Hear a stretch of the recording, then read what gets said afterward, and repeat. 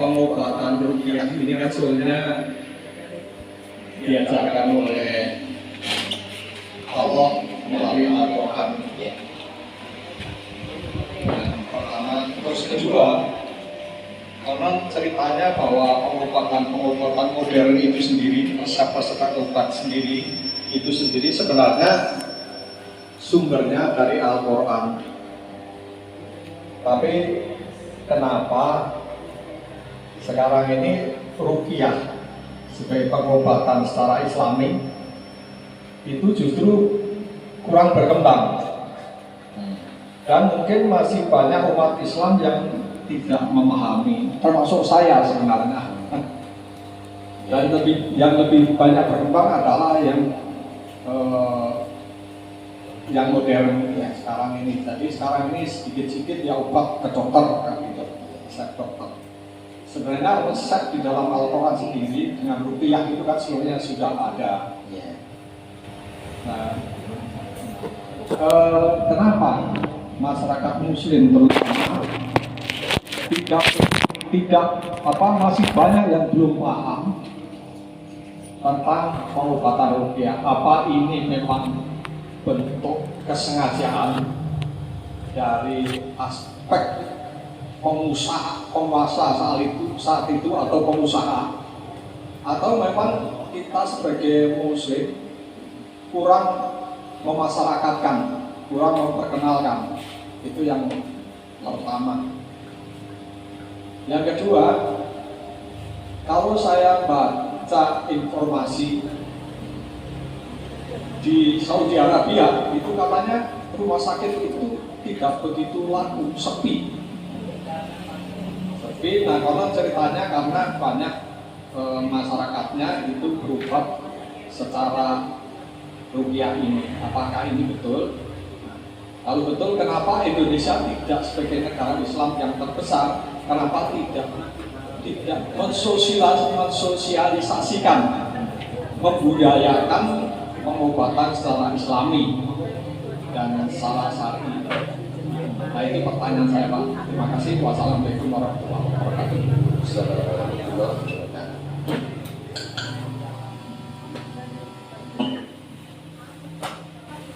Ini sebenarnya ceritanya panjang dan ada latar belakang sejarah kondisi apa yang sekarang terjadi berkaitan dengan kedokteran maupun bidang yang lain. Kalau saya tanya misalnya, Bapak kedokteran dunia itu siapa? Muslim atau non-Muslim? Sesungguhnya ilmu yang sesungguhnya banyak itu berasal dari dunia Islam. Barat masih dalam kegelapan. Kalau mau belajar sejarah, kita akan ketemu ketika negeri-negeri Islam sudah sangat maju, Barat itu dalam kegelapan. Ya, orang yang tidak tahu sejarah kan ngertinya sekarang yang maju orang Barat atau Islam sudah mundur kabeh.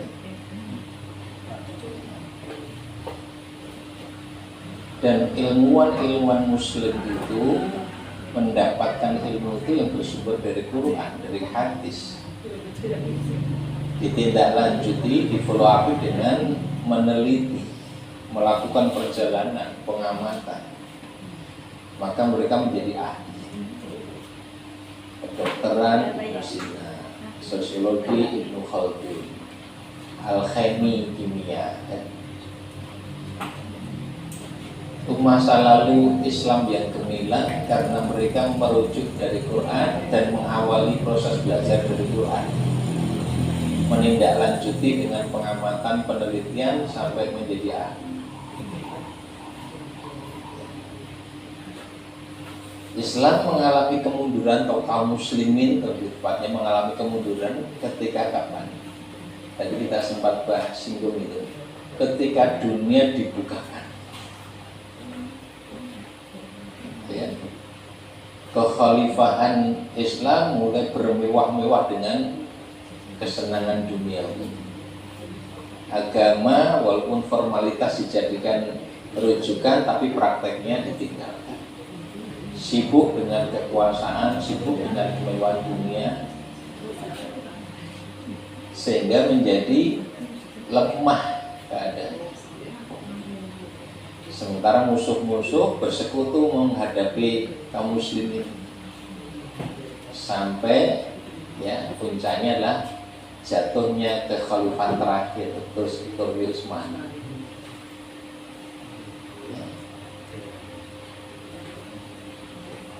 Sebelum itu pun negeri-negeri muslim seperti Spanyol itu negeri muslim tadinya, banyak ulama dari Spanyol, tapi dihabisi, binasakan oleh orang-orang kafir. Dan perpustakaan kekayaan intelektual kaum muslim itu mereka ambil, dilakukan proyek besar-besaran penerjemahan ke dalam bahasa mereka. Jadi pintar karena dari warisan intelektual kaum muslim. Orang Islam sudah meninggalkan agamanya karena sudah disibukkan dengan dunia.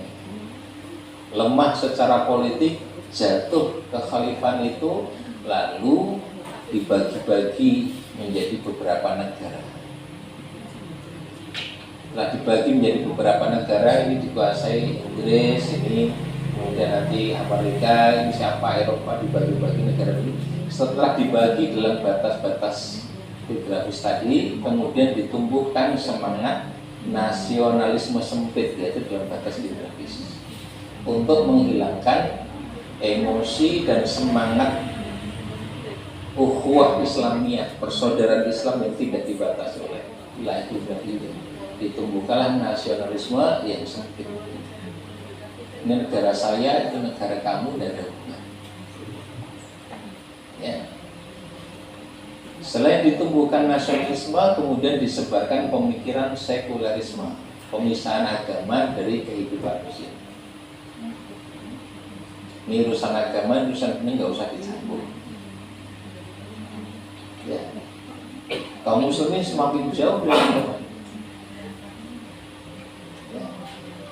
Nah, maka untuk kepentingan penjajahan pada negeri-negeri muslim itu dilakukan, salah satu upaya untuk penguasaan itu dia harus memahami negara yang tidak dikuasai itu.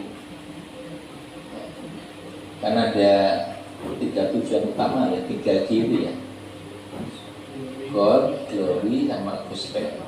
Salah satunya yang berkaitan dengan aspek keyakinan itu karena mempengaruhi nanti upaya untuk menundukkan. Karena yang tidak dikuasai negeri-negeri muslim, mau tidak mau Islam harus dipelajari ya.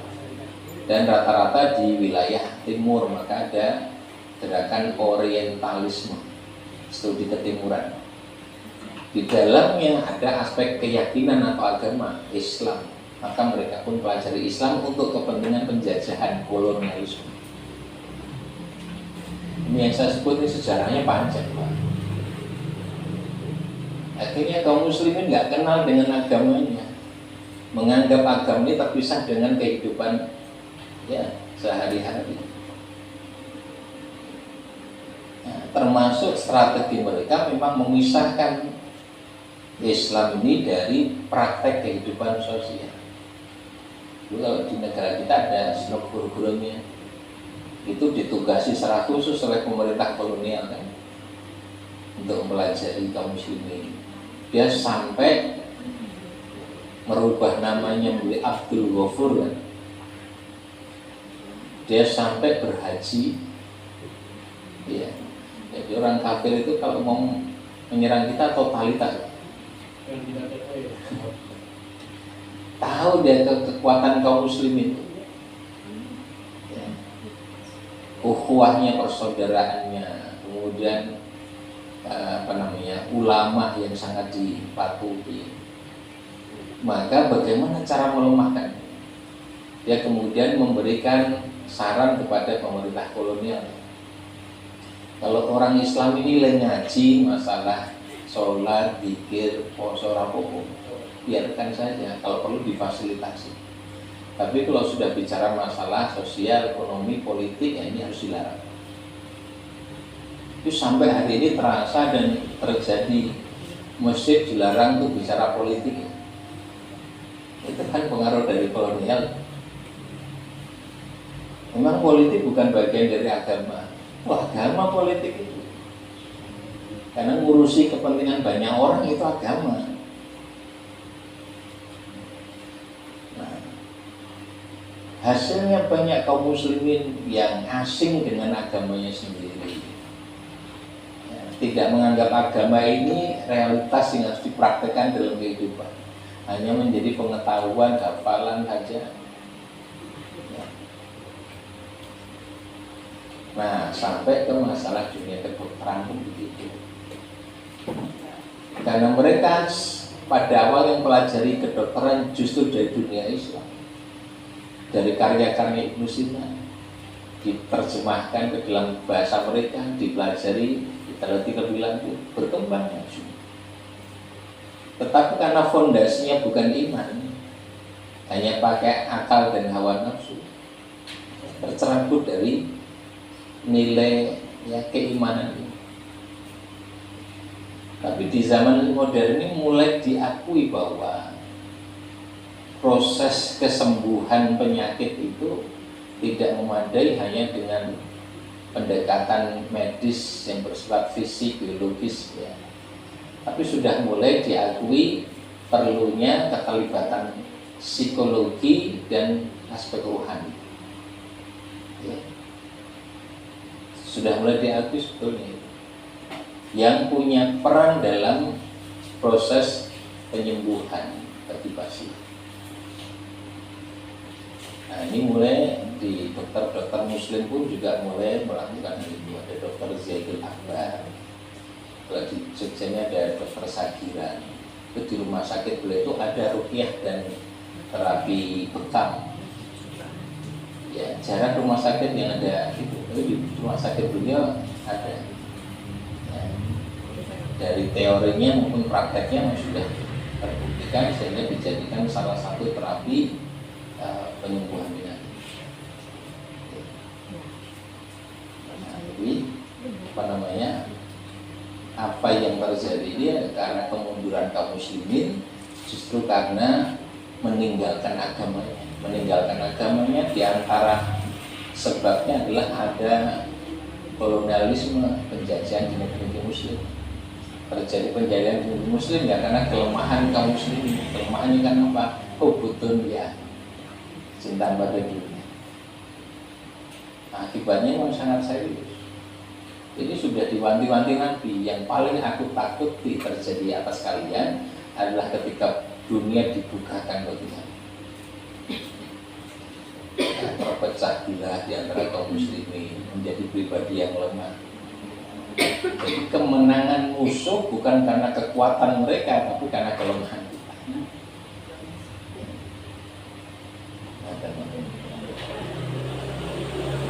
Jadi ini bagian dari yang kalau dalam dunia medis kedokteran memang harus dilakukan studi lebih jauh, pengembangan sampai menjadi salah satu cara dari berbagai macam cara untuk mengikhtiarkan kesembuhan dan melakukan ini.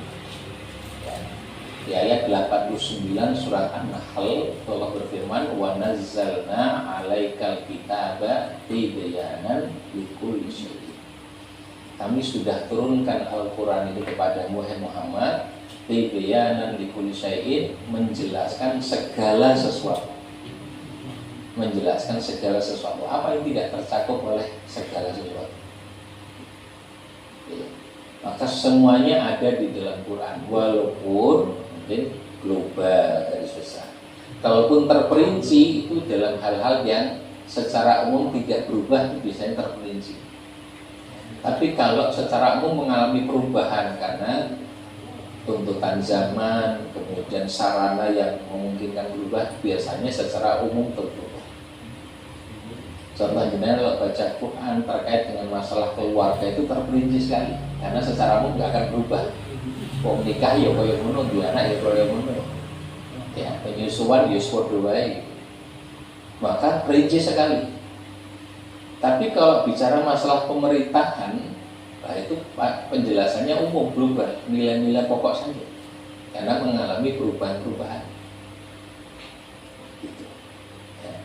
Tapi secara umum masalah apapun ada di dalam Quran. Ya, sebagian diungkapkan secara terperinci, sebagian secara global.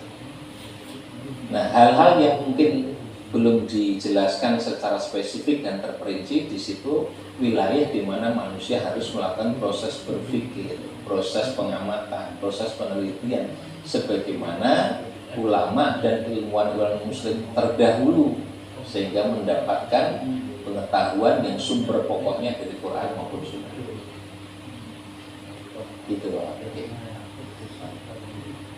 Nah, cuman untuk sampai ke sana nih ya bukan hal yang ringan, karena umat hari ini untuk bersepakat menjadikan Quran sebagai fondasi landasan dalam menata hidup gitu aja belum semuanya mau. Kenapa? Ya diantaranya ada yang terpengaruh pemikiran orang kafir, sebagian yang lain karena tadi hubud dunia, kecintaan dunia yang berlebihan, ya, sebagian yang lain karena benar-benar tidak punya ilmu tentang ini kompleksitas persoalan dakwah di sini. Kita kan hanya melihat kuantitas umat Islam yang jumlahnya besar. Nah, tapi kualitasnya seperti apa?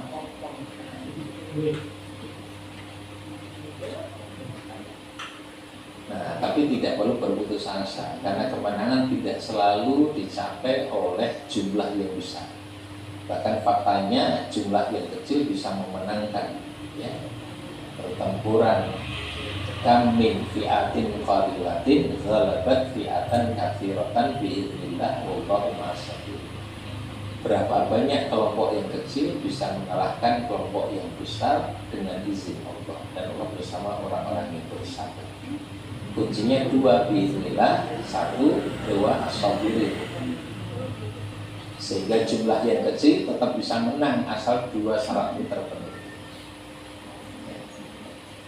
Rasul dengan seluruh peperangannya itu hampir selalu lebih sedikit dibandingkan musuh, tapi selalu menang. Kenapa? Ya karena biidznillah dan as-sabir. Nah, jadi sekarang seperti kalau kita misalnya mau bergerak ya secara rutin, ya. tapi karena kita belum tahu jangan sampai kita itu terjebak pada dunia yang salah, Syirik gitu ya. yang syirik, salah berinstik yang benar ini. Di ruqyah ada dua, dimana kita belajar ini. Satu, ruqyah syar'iyyah, ruqyah yang sesuai dengan syariat. Dua, ruqyah syirkiyah, ruqyah yang mengandung kesyirikan.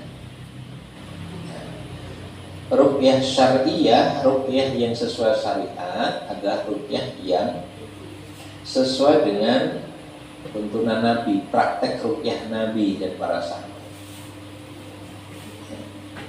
Nah, cirinya ruqyah syar'iyyah itu satu yang dipergunakan itu ayat-ayat Quran, hadis Nabi yang sahih dalam bentuk doa, zikir dan sebagainya yang bersumber dari sumber Quran maupun sunnah yang sahih.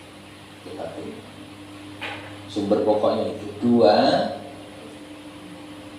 praktek ruqyah yang benar itu sebetulnya tidak lebih dari doa dan zikir sunnah. Oke. Dalam ruqyah itu kok ada drama-dramanya itu. Itu saya tidak terlalu sepakat dengan itu. Walaupun kadang-kadang kita memerlukan perlakuan fisik jika dibutuhkan, tapi yang pokok itu doa dan zikirnya. Kadang-kadang butuh perlakuan fisik. Saya pernah meruqyah, kan? Saya pernah cerita di sini. Sebetulnya mau ngisi pengajian di Komarudin Suryadin Neratan itu. Saya mampir ke Semati Kulon di rumah ibu saya. Ya, saya mampir. Udah mau berangkat dari Semati itu, ada tetangga datang, kemudian minta tolong karena kos-kosan putri depan rumah saya sebelah agak ke utara itu kesurupan. Saya bingung, aduh belum ngasih misi pengajian. Nah itu jalur itu lo ngira kepenak pun. Saya bingung. Nek cepet lemot tujine ya alhamdulillah. Nek ora iki kuwi harus ulang ngaji gitu kan. Ya sudah, kemudian saya bismillah, saya didahului ibu saya. Bismillah, saya terus kemudian ke kosan itu banyak orang kesurupan itu sudah dipegang banyak orang berkewalahan. Nah ini yang saya sebut nanti kadang perlu perlawanan fisik, walaupun itu saya bukan ritual yang jadi pakemnya. Yang pakem itu doa zikirnya saja, tapi kadang butuh perlakuan fisik karena misalnya kasusnya kesurupan. Dan kesurupan ini kadang-kadang melakukan sesuatu pada kita yang tidak melakukan ruqyah. Ya, saya bacakan ayat Al-Quran, dia langsung mendelik, kemudian meludahi saya. Ya, saya nggak mungkin diam saja. Ya, saya melakukan perlawanan fisik. Saya tidak meludahi dia, tapi hanya meniup saja. Setelah baca Quran, saya tiupkan ke wajahnya, dia teriak keras sekali. Nah, jadi saya niup ini kan perlakuan fisik, tapi sebenarnya bukan ritualnya harus niup, karena dibutuhkan untuk melawan gitu. Dia mau melakukan pemukulan misalnya, ya harus dipegang. Ini perlakuan fisik. Tapi yang pokok sebetulnya zikir doanya, ayat Quran yang dibacakan itu. Ya. Ada perlakuan fisik misalnya, kita pegang tangan, kaki, jempol atau apa dengan dibacakan Quran. Dia kesakitan karena bacaan Qurannya.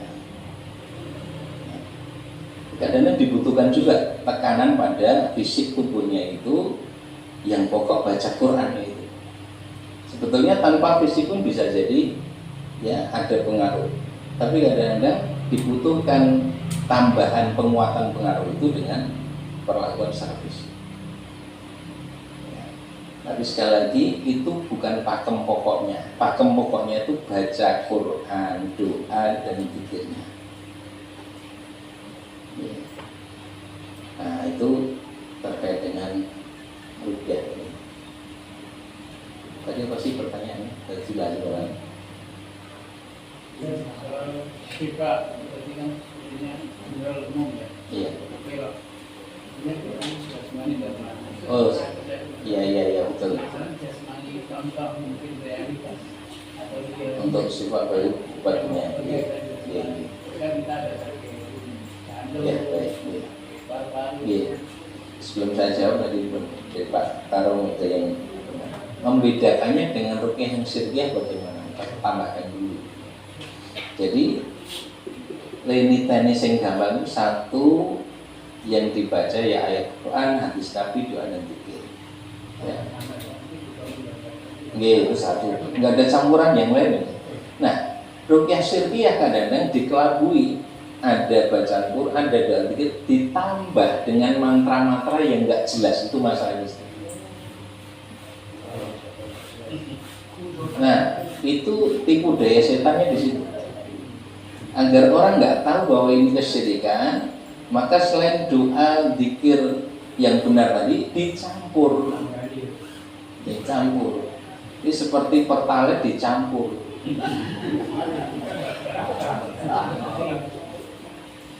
Nah, campurannya ini mantra yang nggak jelas maknanya. Mungkin dalam bahasa Jawa, mungkin dalam bahasa apa, macam-macam. Nggak jelas maknanya.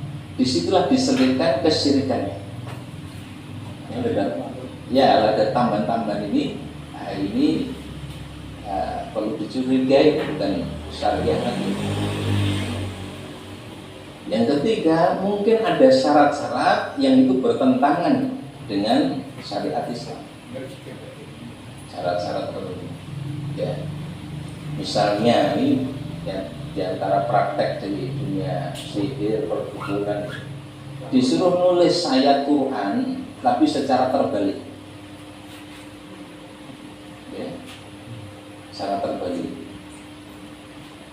Quran ya, apa namanya, misal dari kanan ke kiri, disuruh nulis dari kanan ke kiri ke kanan atau dari bawah ke atas, atau tulis ayat Quran tapi nulisnya pakai darah haid, ya, untuk menghinakan Al-Quran. Itu perilaku setan. Nah, ini berarti model syirik yang mengandung ruqyah mengandung kesyirikan. Nah, ini secara awam banyak yang tidak tahu. Apalagi dukunnya pakai sorban, tasbih gede, ali-ali, mantap banget. Gitu. Terus tadi bagaimana sifat Quran obat bagi penyakit fisik ini? Ya, satu, terbukti yang jelas di hadis riwayat Bukhari tadi. Abu Sa'id Al-Khudri itu menyembuhkan penyakit fisik ketua kampung lagi. Karena di satu riwayat disebutkan dia terkena bisa binatang. Nah, dampaknya enggak disebutkan di sana rincian apakah terus panas, pusing atau gimana, tapi karena bisa binatang atau binatang berbisa. Berarti yang dia lakukan itu penyembuhan terhadap penyakit fisik dengan Al-Quran. Itu satu. Yang kedua, ini sebenarnya penelitian yang secara langsung saya tidak menguasai, tapi para ahli. Bacaan Quran atau aktivitas zikir ketika dia dilafalkan secara rutin itu mempengaruhi sel-sel dan saraf manusia, sehingga sangat besar pengaruhnya terhadap aspek kesehatan atau bahkan penyembuhan penyakit. Kalau penelitian empirisnya, saya pernah sampaikan, ada Dr. Muhammad Soleh namanya. Itu melakukan penelitian disertasi sholat tahajud sebagai terapi penyembuhan penyakit. Itu berhasil lulus disertasinya. Ini dokter tahajud satu-satunya di Indonesia. Ya, sudah dibukukan hasil disertasinya. Jadi artinya apa? Zikir, doa, bacaan Quran bisa menjadi penyembuhan bagi penyakit. Bukti empirisnya ada karena pakai penelitian. Ya.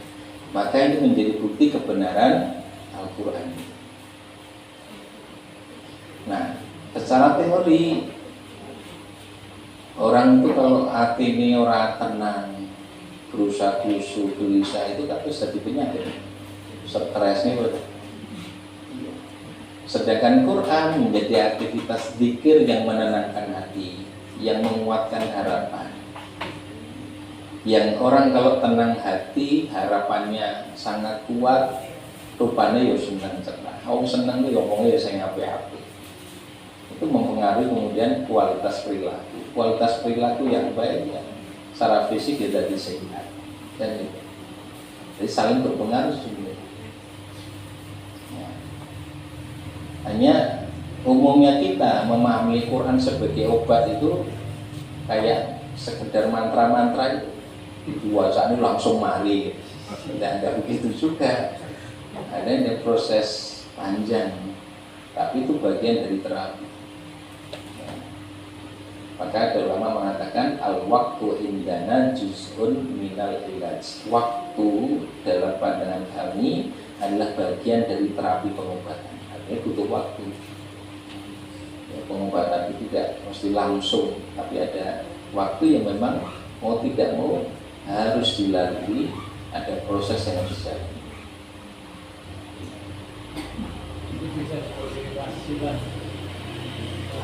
Al-Quran iya, kan tadi tawasul dengan ya, bisa dengan asmaullah al-husna, bisa dengan amal soleh. Di antara amal soleh itu baca Quran atau nama dan sifat Allah di dalam Quran yang kita baca, lalu kita mohon kesembuhan pada Allah. Ayat kursi itu memuat nama dan sifat Allah. Setelah itu kemudian kita mohon kesembuhan kepada Allah, boleh. Dan itu sama artinya kita minta langsung pada Allah.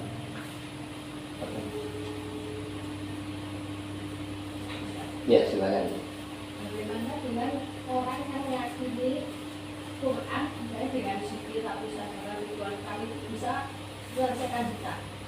Bahkan ada pengajian yang khusus untuk 3 hari mereka berkumpul untuk zikir itu biar kita Utangnya lunas. Ya, perlu dihadiri nih. Perlu dihadiri nih.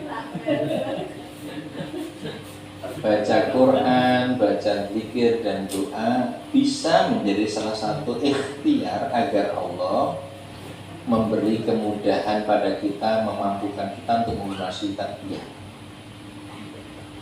Ya, walaupun bukan berarti meninggalkan ikhtiar secara manusiawi. Karena suatu saat seorang datang kepada Nabi, ya Rasulullah, ya aku dalam keadaan terlilit oleh hutang yang menjadikan aku ya takut kalau keluar, ya apalagi ketemu sing diutangi. Hari-hariku menjadi penuh dengan kegelisahan. Lalu Nabi mengajarkan doa, Allahumma inni a'udzubika minal hammi wal hazani wa a'udzubika minal jubni wal bukhli wa a'udzubika min ghalabatid dain wa qahrir rijal.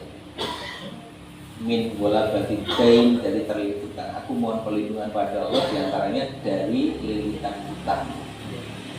Lalu sahabat mengamalkan doa ini. Ya memang di riwayat hadis nggak disebutkan terperinci bermoco tuh langsung lunas, nopo ada sekian waktu sehingga Allah berikan kemudahan untuk melunasinya, tapi hasil akhirnya dia bisa melunasi hutang. Ya.